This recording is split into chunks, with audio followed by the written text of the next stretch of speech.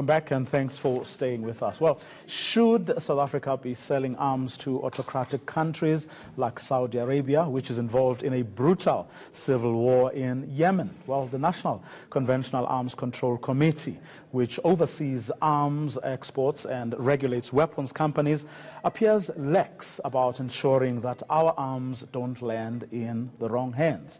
South African drones have in the past been sighted in Yemen, and now there are Saudi moves to buy a stake in beleaguered local arms maker Denel. So is economics trumping our commitment to human rights? To answer this question, we have in the studio Jeenah from the Afro-Middle East Centre, Anthoni Van Nieuwerk, an international relations and security expert, as well as Shannon Ebrahim, who's the group foreign editor of Independent Media. Good evening to all three of you. Thanks very much for coming through.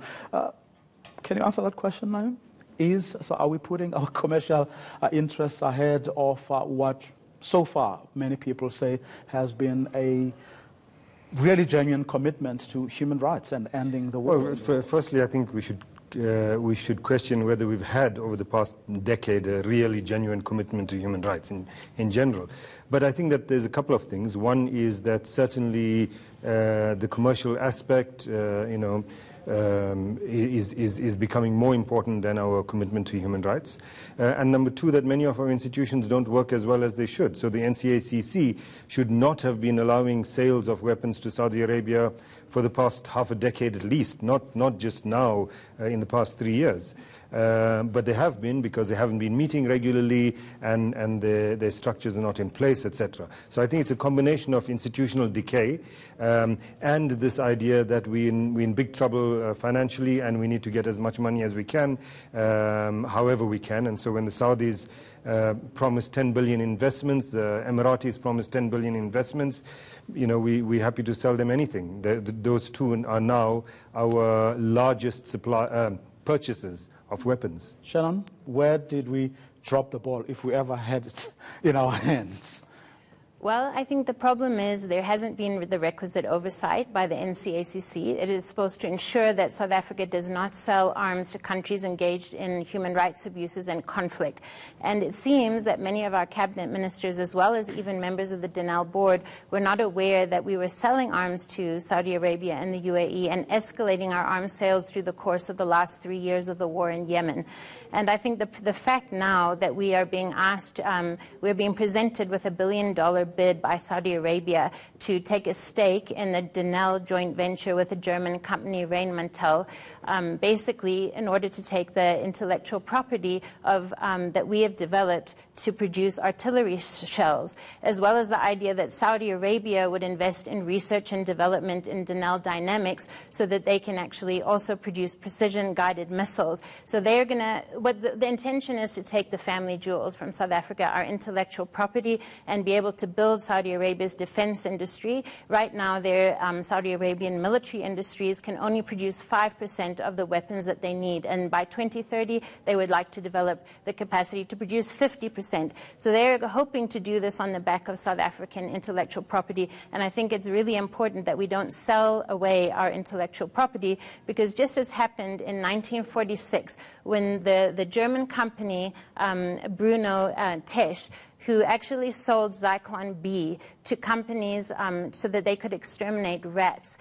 In a court case, he was held accountable for that in 1946 because that Zyklon B was then sold to the SS. And I'm using that as an example because if our intellectual property is proven at some point that it developed weapons that killed children in Yemen, our own senior politicians and our companies and the chairperson of the board of Denel are going to be held accountable for that. And I don't think that we want to be in that messy situation. So I think we really have to have a long, hard think as to whether we would like to accept the Saudi bid of $1 billion, even though Denel needs the money at the moment.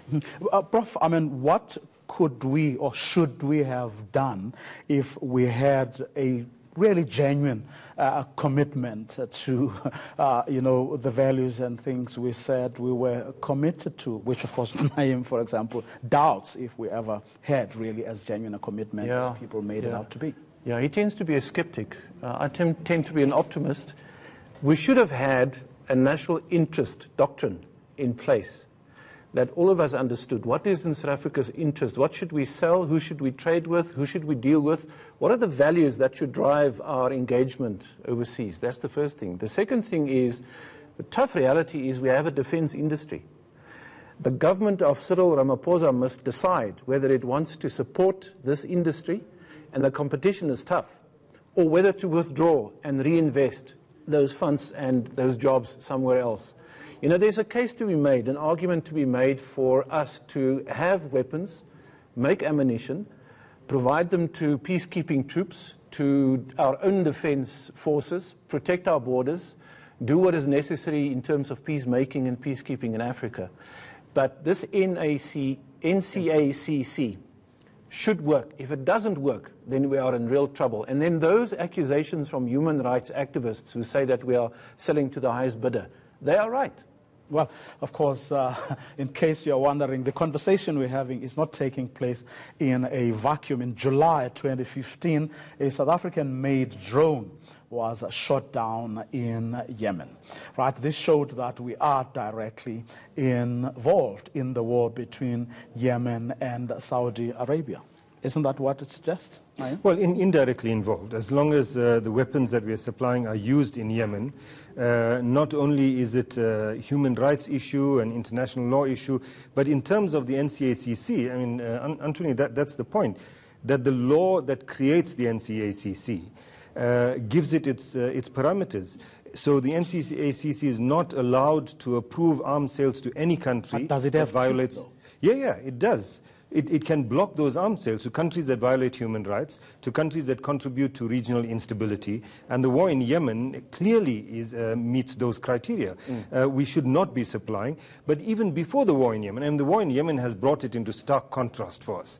But even before the war in Yemen, I mean, I know that one legal NGO as far back as about 8 or 9 years ago was looking at bringing a case against the NCACC at a time when the NCACC was actually meeting regularly for its arms sales to Saudi Arabia, because even at that time, its human rights record was pathetic and didn't follow. So then, Prof, even if we knew what we wanted to do with our defense industry, I mean, what we're committing to, which is that we shouldn't be involved in fueling wars, or keeping alive repressing governments. That should still stand, irrespective of... Yeah, absolutely, absolutely. And the ANC will have lost its moral compass if it gives up on those human rights commitments in our foreign policy. So for me, political will is paramount. It is the President and the Cabinet who must be seen to be taking those very tough decisions to say we're not selling arms to countries that fuel conflict, pay a price for it, and then I would venture to say restructure the defense industry to play another kind of a role, not this shady arms deal business, because, by the way, others play the game much better than us. You know, we built a Rooivalk, which is used in peace support operations, but the Americans have a competitor, and they priced us out of the market. Quick one, Shannon, what do they do? I basically think that we should really take a look at whether we want Denel to exist. It's 4,000 jobs, and every job does count. But do we really need to have a hangover from the apartheid era that is an arms industry that the Pope is calling an industry of death? And I should also add, it's not only the Seeker 2 drone that was shot down over Yemen, which had made in South Africa, but the joint venture that Denel has with the Rheinmetall Group. One of their mortar shells has also been found in Yemen, which has killed civilians. So this is very serious, because there's a direct implication that South Africa could be complicit in the deaths of civilians. And don't forget, Vuyo, that we've sold 25,000 mortar bombs to Saudi Arabia just last year, as well as electronic fighting equipment and military software. I mean, I don't think many people in decision-making positions even realize that this is what we've been selling them during a war that is called the world's greatest catastrophe, where 14 million people are at pre-famine conditions, and they say this will be the worst famine in 100 years. And that's where, unfortunately, we are going to leave it. And that's our show for tonight.